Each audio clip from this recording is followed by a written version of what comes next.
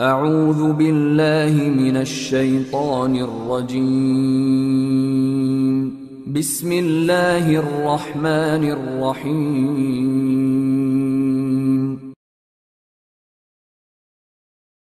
Bismillah ve elhamdülillah ve salatu ve selamu ala Resulillah amma ba'd. Esselamu aleyküm ve rahmetullah.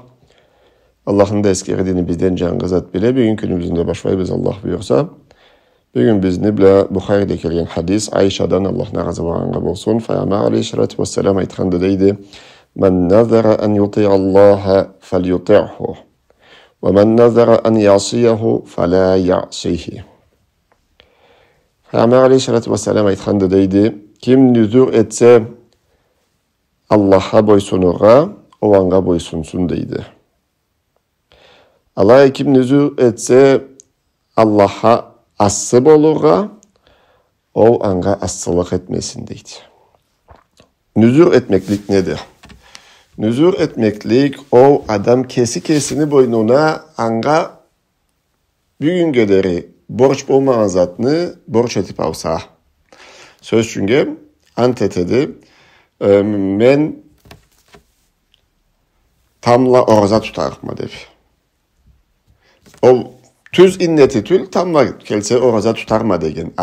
Kesine borç etedi. Antetip. Men kesime borç ettim tamla orza tutarga deydi.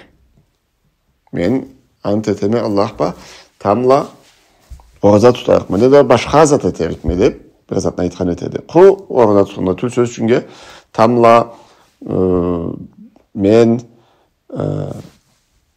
atta eylanlıkma deyip kesine borç etedi o zatına. O zatına nüzür deydiler. Nüzür. Nüzürünü iki türlüge bölediler.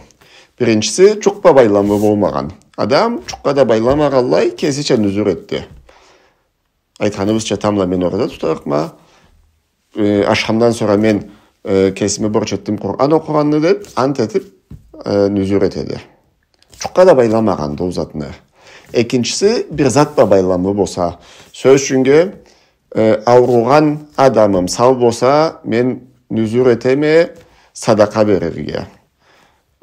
Tas bolgan adam tabılsa men nüzür eteme adam orada tutarga. Başka bir zat bolğanı bolsa men nüzür eteme dua etirgelip nüzür etedi adam. O bir zatla baylamı boladı. Allah'ın kelisi sallallahu aleyhi ve sellem aytqan etedi. Adam nüzür etse kesinden nüzür etemedi. İli bir zatla baylamı etemedi. O nüzürünü tortursun deydi. O iki zatla baylamı ise Allah'a boysungan zatla baylamı ise deydi. Alaya o zat Allah'a asıb olan zat ise o asılıkını etmesin deydi. Söz çünkü kimsenin nüzur etse men tamla tutun şerikmedir. Neden men endi anteteme kesimi sabiyim başırt söyleşik tülme.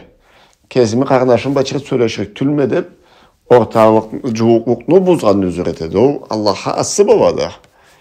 O nüzurunu etmek izdeydi. Nüzur etkeni sen de. Allah bant etkeni sen de o zatha sen o nüzürünü tutma deydi. Buzağa gerekse. Allah'ın nüzürünü buzsan endi anga göre keffaratını da tölere gerekti. Buzulgan nüzürünü keffaratı etilgen adının keffaratı çadı. O neydi? O ne kulunu başına boşatırı gerekti ne adamını